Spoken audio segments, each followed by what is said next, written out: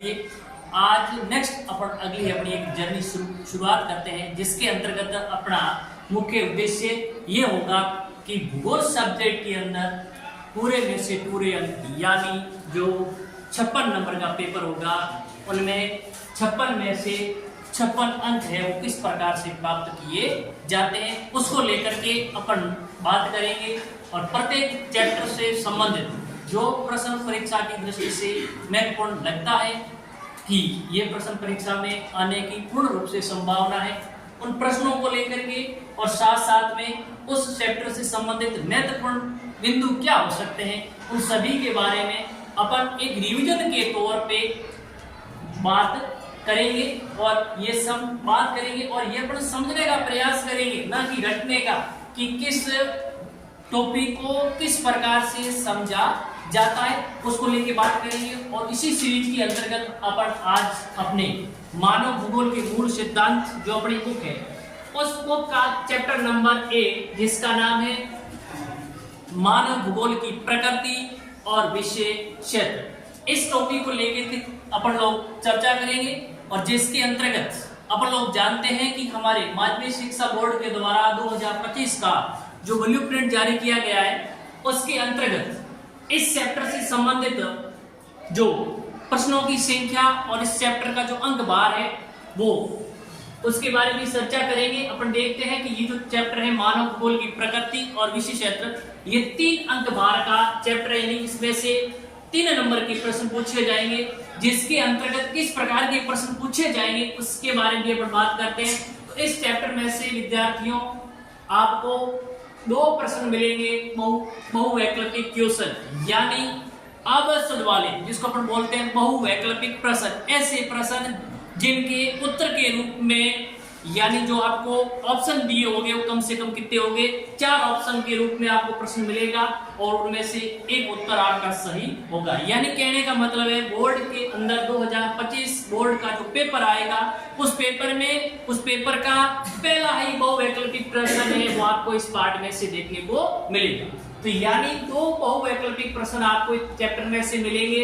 यानी 2025 में जो बोर्ड परीक्षा के अंदर भूगोल का आयोजन होगा उसके अंदर पहला और दूसरा प्रश्न जो बहुवैकल्पिक प्रश्न है वो दोनों के दोनों आपको इस पार्ट में से ही देखने को मिलेगा।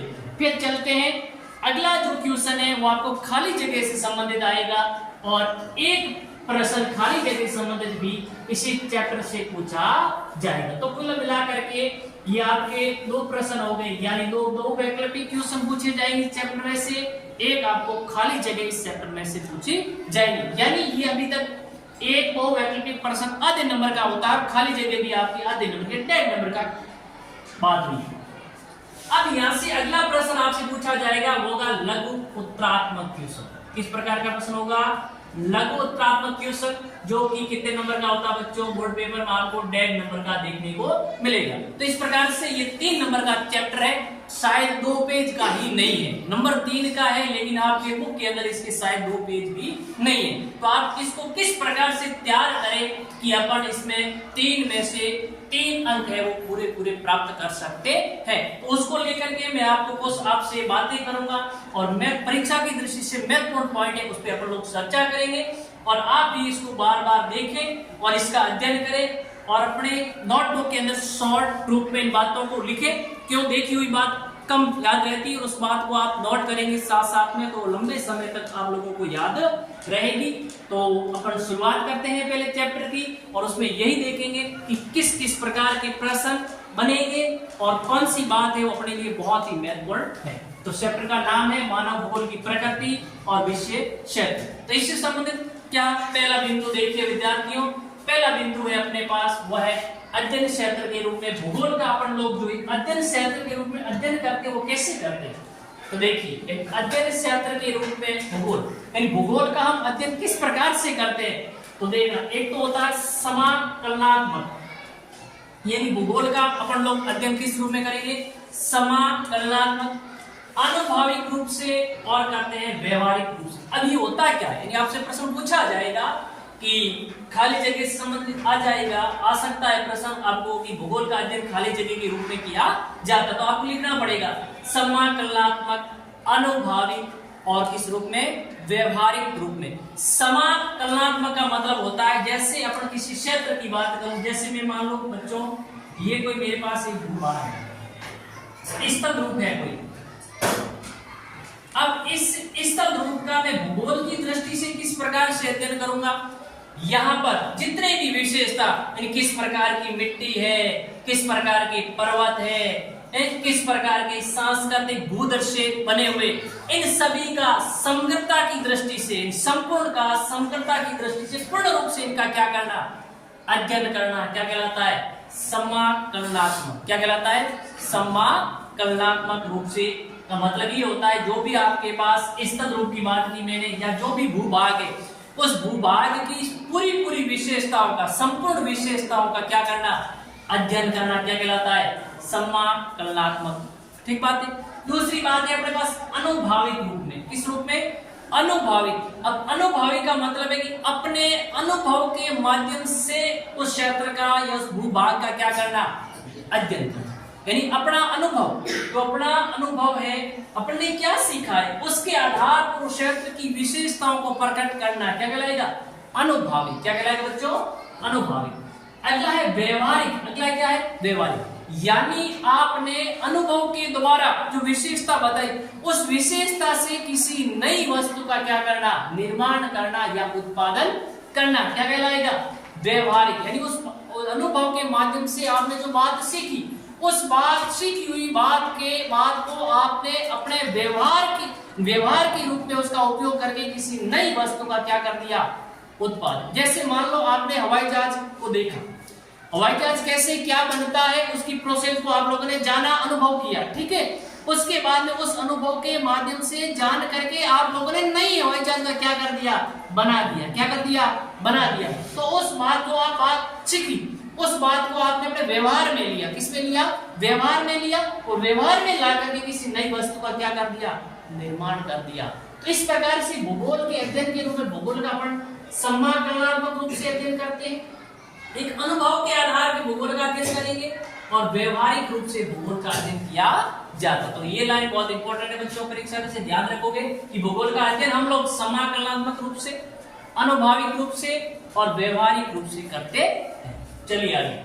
अगली बात ये कि किसी भी घटना या परिघटना, अब बात यहाँ पे आती है कि कोई भी घटना या परिघटना, यानी कोई भी क्षेत्र मान लीजिए, अगर किसी भी घटना, जैसे ये भूभाग स्थल रूप है अपना, इस स्थल रूप से या जो भी भूभाग है वहां से कोई किसी प्रकार की घटना या परिघटना, जैसे मान लो भूकंप आता है या कोई भी प्राकृतिक आपदा आ सकती है। अब वो क्या हुई, घटना या परिघटना हुई, उसका स्थान और समय के संदर्भ में। अब जो भी प्राकृतिक आपदा आई, मान लो ये एक प्राकृतिक अपने पास क्या आ रही है बच्चों, आपदा। ये आपदा जिस जगह से आ रही है वो क्या हुई, स्थान हुई। आपदा का आना तो क्या है, घटना या क्या है बच्चों, परिघटना कह सकते हैं। क्या कह सकते हैं उसको, आपदा का आना क्या है, परिघटना। अब वो आपदा किस जगह से संबंधित है, यानी किस स्थान से, जैसे अपने आती है तो अपने जगह का नाम आएगा, क्षेत्र का नाम आएगा, किस स्थान से और समय, और किस समय वो आपदा आई, तो उसका भी हम भौगोलिक ढंग से क्या करते हैं, भूगोल में क्या करते हैं बच्चों, अध्ययन करते हैं। क्या करते हैं उसका अध्ययन। बात समझ में नहीं आई।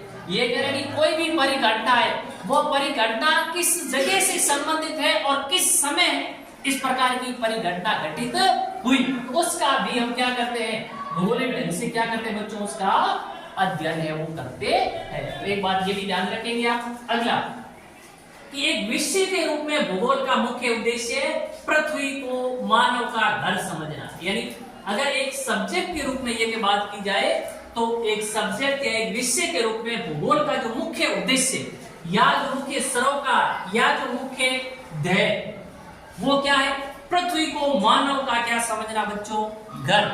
यानी पृथ्वी है वो क्या है, मानव का घर है। कहने का मतलब है कि मानव कहाँ बसता है, पृथ्वी पर। कहाँ रहता है, पृथ्वी पर। इसलिए पृथ्वी को मानव का क्या, पृथ्वी को मानव का घर समझना और उन सभी तथ्यों का अध्ययन करता है। और ये कह रहा है कि उन सभी तथ्यों का अध्ययन करता जिन्होंने मानव को क्या किया है बच्चों, पोषित किया है। यानी मानव पृथ्वी के ऊपर रहता है, इसलिए ये कह रहा है कि पृथ्वी को मानव का क्या समझना, गैर समझना, साथ साथ सिर्फ पृथ्वी का भी अध्ययन नहीं करना है, उसके साथ साथ में ये कह रहा है क्या है कि मानव को जीवित रहने के लिए दूसरे जो भी पोषक तत्व है या उनका पालन पोषण भरण पोषण के लिए और भी जो भी घटक मिलते हैं उनका भी साथ में क्या करना है, अध्ययन करना है। तो ये कह रहा है कि एक विषय के रूप में भूगोल का मुख्य उद्देश्य है कि पृथ्वी को मानव का घर समझना और मानव को पोषित करने वाले पृथ्वी पर मिलने वाले सभी घटकों, जिन घटकों का मानव प्रत्यक्ष या अप्रत्यक्ष रूप से क्या करता है, उपयोग करता है, उनको भी हमें क्या करना है, अध्ययन है वो भूगोल में करना है। आगे देखिए कि इसमें प्रकृति और मानव के अध्ययन पर जोर दिया गया। अब ये कह रहा है किसमें, एक तो प्रकृति पर और दूसरा किस पे, मानव। अब मानव पृथ्वी पर घर के रूप में रहता है, तो पृथ्वी है वो क्या है, प्रकृति है, और मानव बसता वो क्या है, मनुष्य मानव ही है ना। तो क्या हुआ कि इसके अंदर अपने बात किसकी की भूगोल में, एक तो प्रकृति की और दूसरी किसकी बात की है, मानव की बात की है। किसकी बात की है, मानव की। तो प्रकृति और मानव के अध्ययन पर जोर दिया गया। ये दोनों क्या है बच्चों, अविभाज्य। ये दो कौन अविभाज्य, प्रकृति और मानव। यानी आप मानव को प्रकृति से अलग कर सकते हैं क्या, नहीं कर सकते।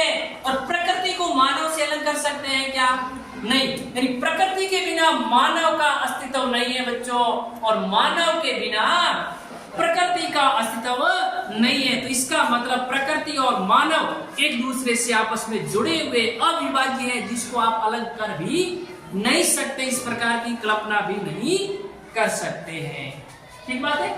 इसे समग्रता से देखा जाता है, दोनों को एकता के रूप में देखा जाना चाहिए। यानी हमें अलग अलग रूप में प्रकृति और मानव अलग अलग, ऐसा हमें कभी नहीं देखना चाहिए। इनको समग्रता एकता के रूप में हमें देखा जाना चाहिए। तो ये कुछ बातें थी जो परीक्षा की दृष्टि से ठीक ठाक है, आप इन बच्चों याद करें। आगे देखिए, अगली बात करते हैं पृथ्वी के पर।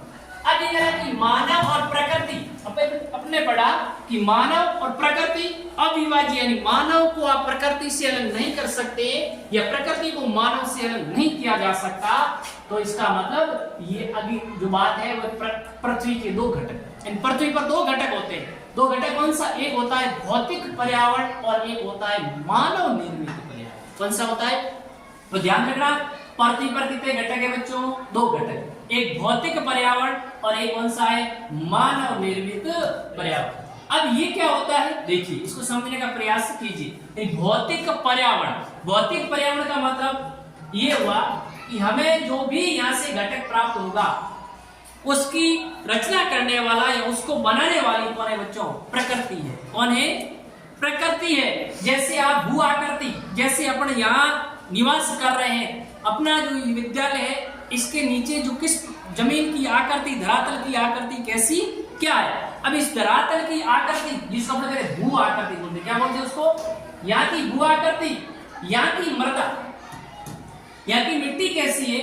यहाँ की जलवायु कैसी है, यहाँ पर जल है, यहाँ पे वनस्पति कैसी है, यहाँ पर जीव जंतु किस प्रकार, इन सब का निर्माण प्रकृति ने किया बच्चों। किसने किया है, मानव ने नहीं किया। इन सब का निर्माण किसने किया है, प्रकृति ने। इसलिए ये हमारे सभी किस प्रकार के घटक है बच्चों, प्राकृतिक घटक है। यानी वे घटक जिनसे हमें, जिनकी हमें किससे प्राप्ति हुई है, प्रकृति से हुई। किससे हुई है, प्रकृति से।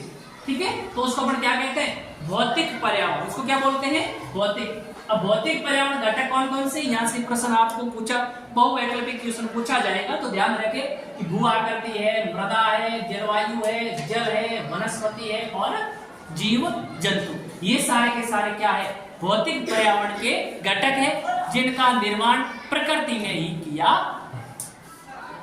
यानी इन सभी घटकों का अध्ययन अपन लोग भूगोल की जिस शाखा के अंतर्गत करते हैं उसको क्या बोलते हैं बच्चों, भौतिक भूगोल। उसको क्या बोलते हैं, यानी प्रकृति से प्राप्त घटक, जिन घटकों को बनाने में योगदान किसका बच्चों, या जिनको किसने बनाया है, प्रकृति ने बनाया है, उन घटकों का अध्ययन हम भूगोल की जिस शाखा के अंतर्गत करते हैं उसे क्या कहते हैं, भौतिक भूगोल बोलते हैं बच्चों। उसे क्या बोलते हैं, भौतिक भूगोल। तो ध्यान रखेंगे आप कि भौतिक पर्यावरण के घटकों का अध्ययन हम लोग भूगोल की किस शाखा के अंतर्गत करते हैं, भौतिक भूगोल के। किसके अंतर्गत करते हैं बच्चों, भौतिक भूगोल।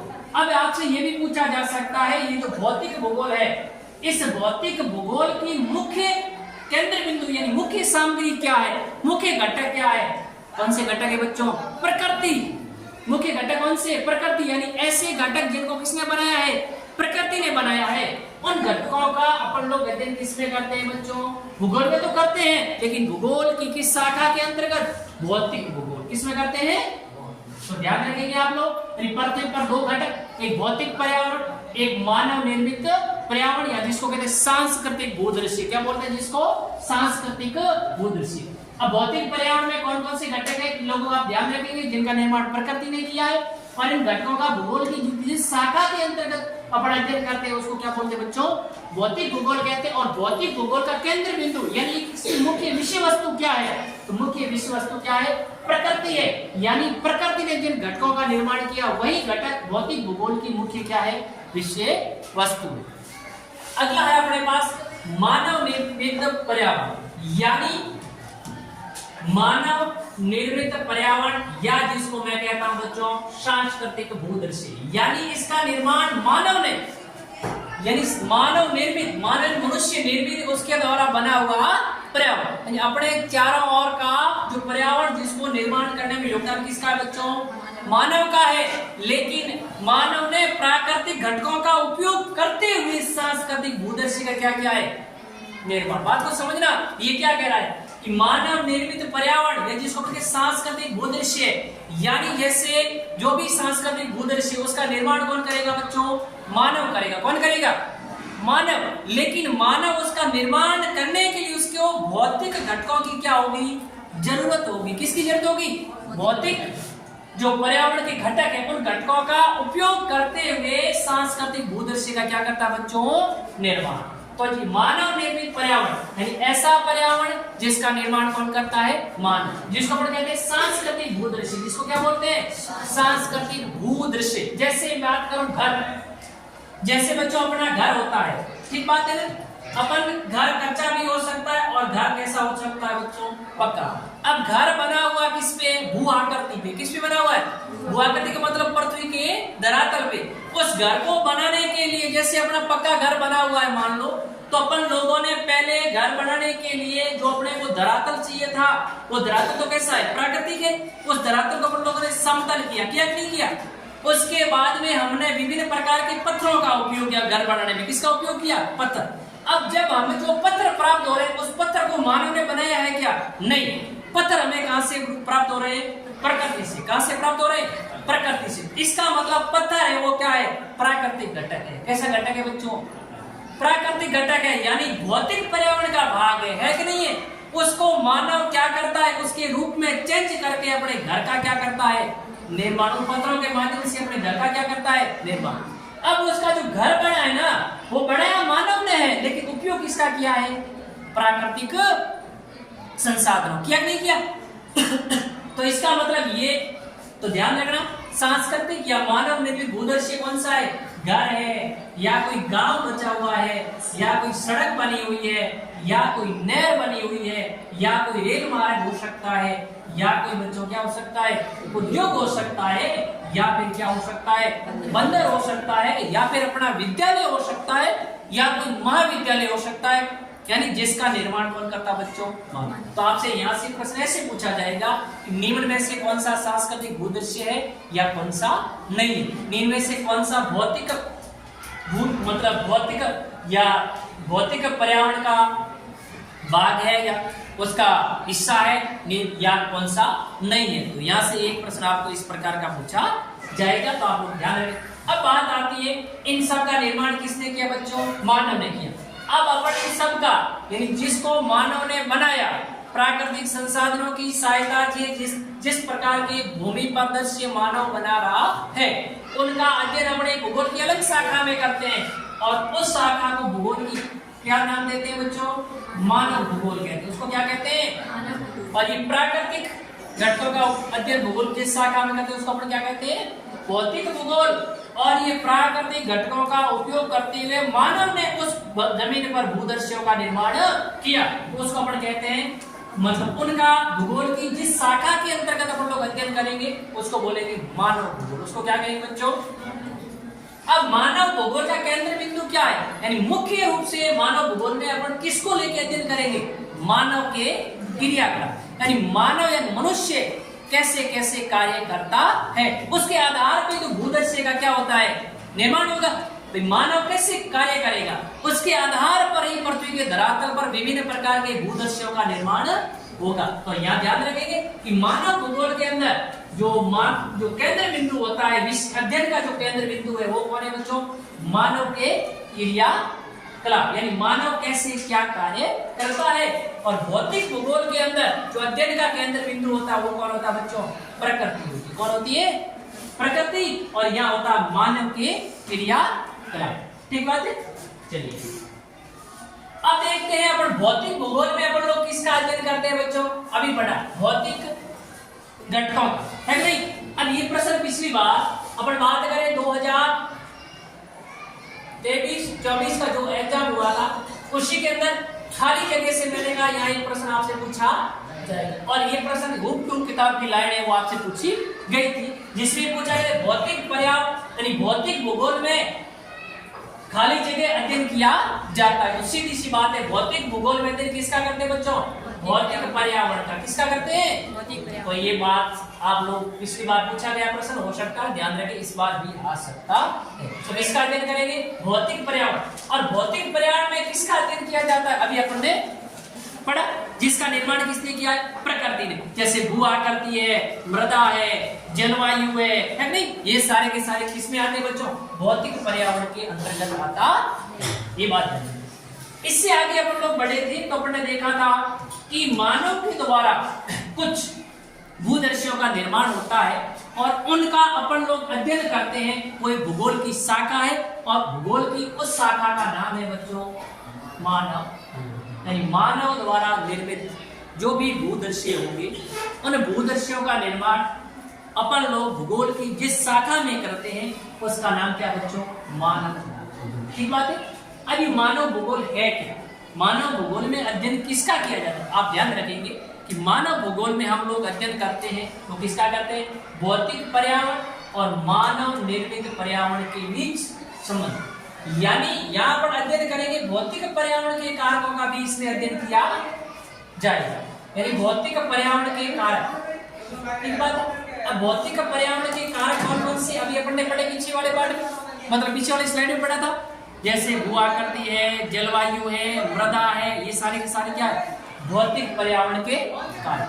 अब भौतिक पर्यावरण के कारक और मानव निर्मित पर्यावरण, मानव द्वारा निर्मित भूदृश्य, दोनों के बीच संबंध क्या है, यानी मानव, बात को समझना बच्चों, मानव है वो किस प्रकार से प्राकृतिक संसाधनों का, प्राकृतिक संसाधन क्या है, भौतिक पर्यावरण के घटक है, उनका मानव किस प्रकार से उपयोग करते हुए कोई नए भूदृश्य का क्या करता है, निर्माण करता है, उसका अध्ययन करेंगे। तो आप ध्यान रखिए कि मानव भूगोल में भौतिक पर्यावरण और सांस्कृतिक भूदृश्य दोनों का अध्ययन किया जाता है। दो बात ध्यान रखेंगे आप कि भौतिक पर्यावरण और मानव निर्मित पर्यावरण के बीच क्या संबंध है उनका, और मानवीय परिघटनाओं का स्थानिक वितरण।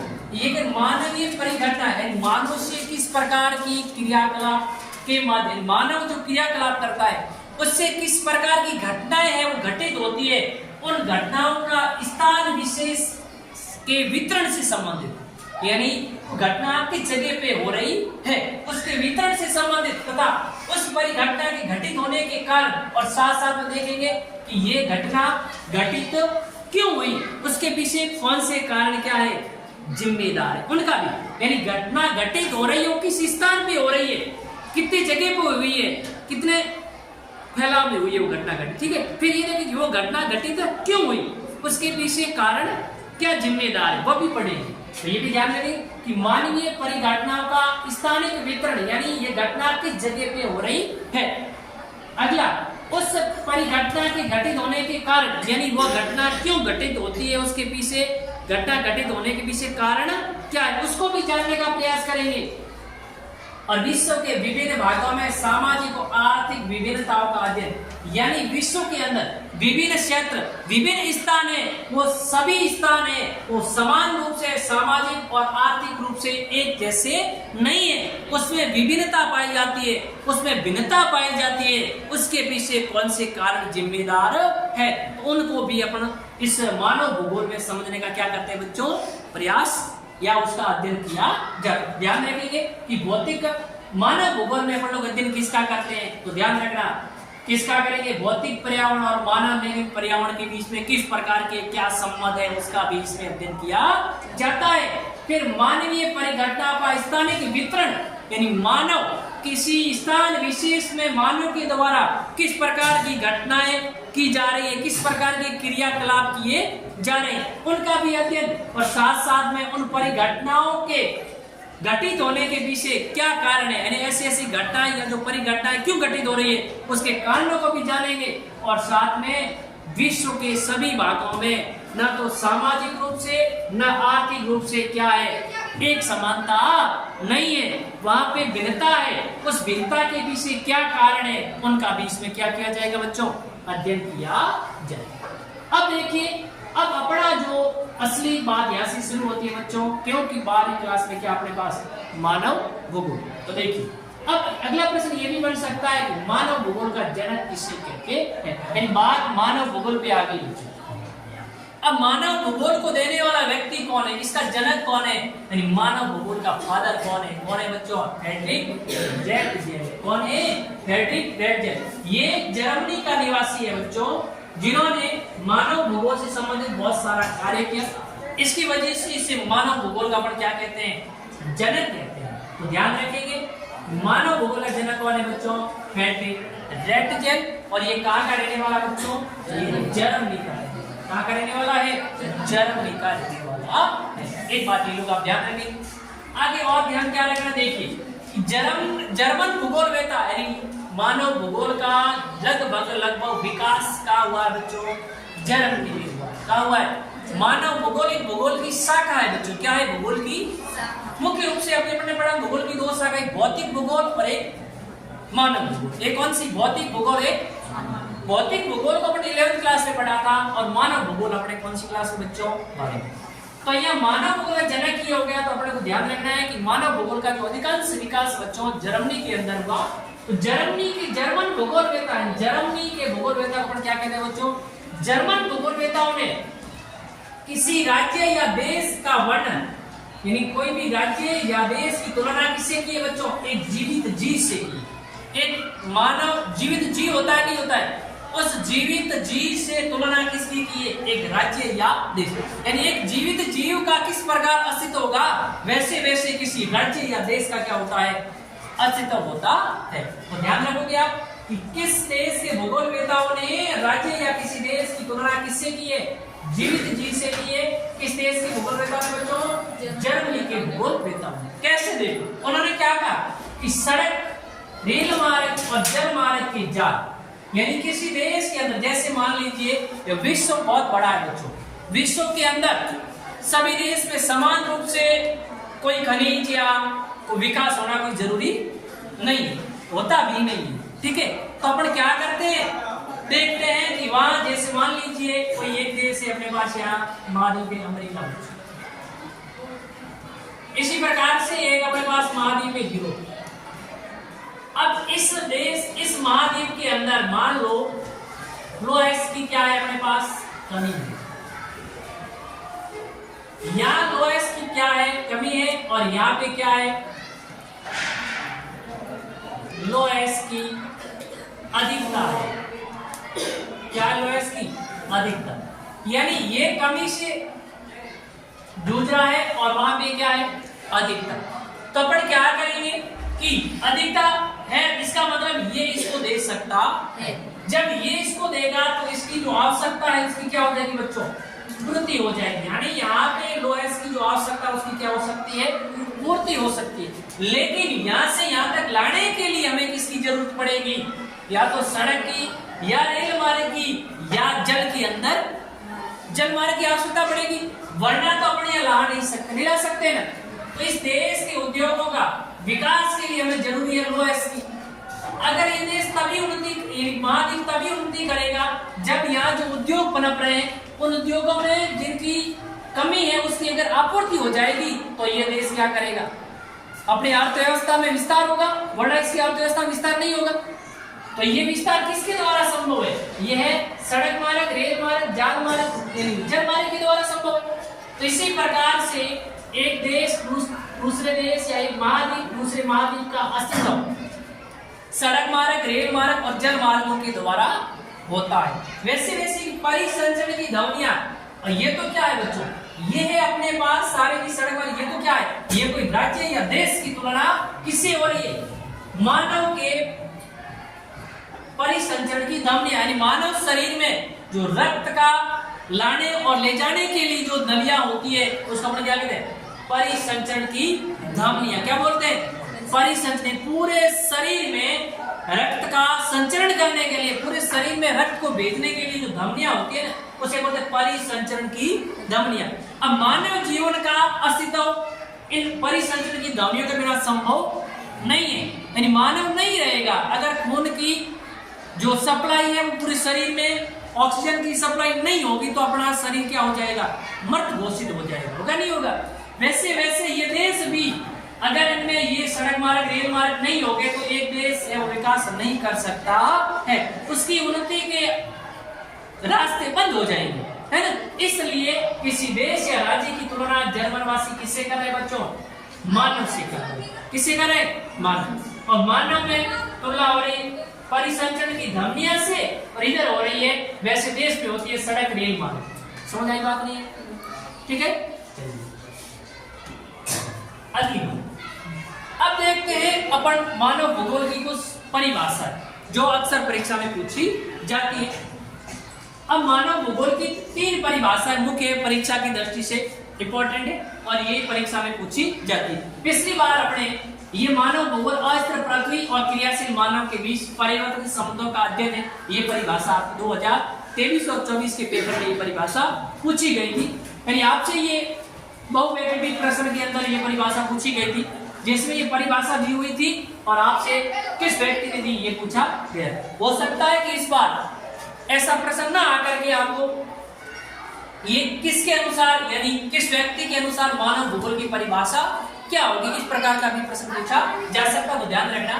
पहला एक व्यक्ति है जिसका नाम है फ्रेडरिक रेडजे, जिस अभी पढ़ा था अपन ने। ये क्या है बच्चा? मानव भूगोल का जनक है। अब ये है ना, नहीं है क्या? यस। तो ये क्या कहता है? इसके अनुसार मानव भूगोल क्या है बच्चों? फ्रेडरिक रेडजे जो जर्मनी का निवासी है, ये कहता है कि मानव भूगोल है वो क्या है? मानव समाज और धरातल के बीच। मानव समाज का मतलब लोग, 2, 4, 10 लोगों का समूह बढ़ेगा, समूह से क्या बढ़ेगा? समाज बढ़ेगा। क्या बढ़ेगा? समाज। तो ये कहता है कि मानव समाज यानी मानव समाज और धरातल, यानी मानव कहाँ निवास करता है बच्चों? पृथ्वी पर। क्या कहाँ निवास करता है? तो वो मानव समाज और पृथ्वी का धरातल है, उनके बीच संबंधों का क्या है? संश्लेषित अध्ययन ही क्या है? क्या है बच्चों? मानव भूगोल। वो कहता है कि मानव समाज पृथ्वी के जिस धरातल पर रहता है उसके साथ में किस प्रकार की क्रिया करता है, और क्रिया करने से उनका जो संश्लेषित ज्ञान है तो वही तो क्या है? उसका अध्ययन अपन किसमें करते हैं? मानव भूगोल में। इसने विशेष रूप से किस प्रकार के शब्द पे जोर दिया है? संश्लेषण पर। किस पे जोर दिया है? संश्लेषण, संश्लेषित या संश्लेषित। एक बात तो ये परीक्षा में आएगी, इसका 100% में जो ध्यान रखना है, अच्छी तरह से याद करिए। अगली परिभाषा है कि मानव भूगोल क्या है? किसके अनुसार? ये व्यक्ति है एलेन सैंपल जो अमेरिका की रहने वाली है, महिला है। ये क्या कहती है कि मानव भूगोल है वो क्या है? अस्थिर पृथ्वी। किस प्रकार की पृथ्वी बच्चों? हम जानते हैं कि पृथ्वी कैसी है? स्थिर है या अस्थिर है? अस्थिर का मतलब क्या है? गतिशील। पृथ्वी क्या करती है बच्चों? स्थिर। अस्थिर का है? स्थिर का मतलब रुकना। स्थिर का मतलब क्या होता है? रुकना। अस्थिर पृथ्वी यानी कहने का मतलब है गतिशील पृथ्वी और क्रियाशील मानव। और मानव भी कैसा है बच्चों? यानी मानव का दिमाग भी रोजाना चलता है, नहीं चलता है क्या? ऐसा बंद थोड़ा ही है, कुछ तो कुछ नया फितूर उसके दिमाग में पैदा होता ही है रोजाना, कुछ ना कुछ, है ना। तो इसलिए इसने क्या नाम दिया है कि अस्थिर पृथ्वी और क्रियाशील मानव। पृथ्वी गति कर रही, इसलिए पृथ्वी क्या है बच्चों, अस्थिर है। और मानव अपने दिमाग में रोजाना कुछ नया नया करता है, कुछ नया दिमाग विचार लाता ही है, लाता नहीं लाता है, इसलिए मानव क्या है, क्रियाशील है। क्या है, क्रियाशील। अस्थिर पृथ्वी और क्रियाशील मानव के बीच परिवर्तनशील। अब अस्थिर पृथ्वी और क्रियाशील मानव आपस में जो क्रिया करेंगे, उन क्रिया करने से जो परिवर्तनशील संबंध पैदा होंगे, आपस में क्या होंगे, परिवर्तनशील जो संबंध पैदा होंगे, उनका अध्ययन अपन किसमें करते हैं बच्चों, मानव भूगोल में। ये बात कौन कहता है, ये कहता है एलेन सेल्फर कहता है। कौन कहता है, एलेन। यानी अस्थिर पृथ्वी और क्रियाशील मानव के बीच परिवर्तनशील संबंधों का अध्ययन है, वो अपन मानव भूगोल में करते ही। अब परिवर्तनशील का मतलब गत्यात्मकता, इसको आप किस शब्द में जोड़ दिया, गत्यात्मकता। गत्यात्मक मतलब परिवर्तनशीलता, यानी समय के साथ साथ उनके जो संबंध होते हैं, उन संबंधों में क्या होता रहता है, परिवर्तन होता। अब ये परिभाषा 2024 का जो पेपर था उसके अंदर पूछी गई थी। पहला प्रश्न ये था आपका बहुरैखिक, ठीक बात है। अब अगला बात करते हैं, अगला एक व्यक्ति है जिसका नाम है पॉल विडॉल डी ब्लास। क्या नाम है बच्चों, पॉल विडॉल डी ब्लास। और ये व्यक्ति कहाँ का रहने वाला है, फ्रांस का रहने वाला है। ये क्या कहता है कि हमारी पृथ्वी को नियंत्रित करने वाले, यानी अपन जिस पृथ्वी पर रहते हैं इसको भी नियंत्रित करने वाले भौतिक नियम है। कुछ ऐसे नियम है जो पृथ्वी को क्या करते हैं, कंट्रोल करते हैं। उसको नियंत्रित करने वाले भौतिक नियमों, यानी कि हमारी पृथ्वी पर पृथ्वी को नियंत्रित करने वाले किस प्रकार के नियम बच्चों, भौतिक नियम। तो इस पर रहने वाले जीव जंतु, और पृथ्वी पर क्या रहते हैं बच्चों, जीव जंतु। यानी पृथ्वी को नियंत्रित करने वाले उस प्रकृति द्वारा प्रदत्त नियम, तो उन भौतिक नियमों, अब ये जो भौतिक नियम है और पृथ्वी पर रहेंगे जीव, उनके मध्य के संबंधों के अधिक ज्ञान से उत्पन्न जो संकल्पना है, उसको हम क्या कहते हैं बच्चों, उनका अध्ययन किसमें करते हैं, मानव भूगोल में। किसके अनुसार, पॉल विडॉल डी ब्लास के अनुसार। ये तीन परिभाषा इंपॉर्टेंट सब इस परीक्षा को, इस बार परीक्षा में पूछे जाने की पूर्ण संभावनाएं है। अब अगला अपना टॉपिक देखो, अपन ने सबसे पहले जो बात की कि भूगोल का एक अध्ययन विषय के रूप में कैसे करते हैं। उसके बाद में पृथ्वी पर यानी जो दो घटक थे, उन दो घटकों की, पृथ्वी के दो घटकों की बात की थी अपन लोगों ने। और उसके बाद में उन घटकों से अपने पास भूगोल की दो शाखाओं के बारे में अपने को प्राप्ति हुई, एक भौतिक भूगोल, एक मानव भूगोल। उसके बाद में अपन लोगों ने देखा था कि मानव भूगोल के अंदर अपन लोग क्या है, मानव भूगोल उसका जन्मदाता कौन है, क्या किसका अध्ययन करते हैं, और मानव भूगोल की परिभाषाएं क्या है, तीन व्यक्तियों के अनुसार पढ़ी। अगला आपका जो टॉपिक है बच्चों, मानव का प्राकृतिक। मानव का प्राकृतिक यानी कहने का मतलब है कि मानव का प्राकृतिकरण, यानी सुनो, मानव का प्राकृतिकरण यानी मानव है वो प्रकृति के अनुसार क्या करेगा, व्यवहार करेगा। यानी प्रकृति के अनुसार मानव अपने व्यवहार को क्या करता है, संतुलित करता है, या उसके अनुसार अपना व्यवहार है वो परिवर्तन करेगा, प्रकृति के अनुसार ही व्यवहार करेगा। उसी को अपन लोग क्या बोलते हैं, मानव का प्राकृतिक। आगे देखेंगे, देखो कि मनुष्य अपने तकनीकी की सहायता से अपने भौतिक पर्यावरण से क्या करेगा, क्रिया। यानी भौतिक पर्यावरण से मनुष्य क्या करता है, क्रिया।